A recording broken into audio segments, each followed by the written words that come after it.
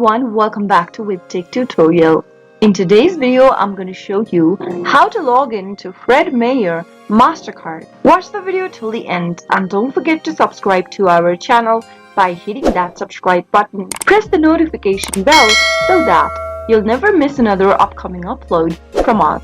Open up a web browser to get started. In the URL box, type in www.freddy'smastercard.com and press enter on your keyboard. The Fred Meyer Mastercard is a credit card offered by US Bank in partnership with Fred Meyer. To log in and access your account, go and click on the login button at the top right hand corner. Go ahead and enter your username in the first text box associated with your account. On the next field, enter your correct password. If you'd like the system to remember your username, click on the Remember My Username box, but leave it unchecked if you're using a public or a shared device. If you've forgotten your credentials during logging in, you can click on Get Login Help link in order to look for your credentials. Finally, click the login button and access your Fred Meyer Mastercard online. I hope the tutorial was helpful to you.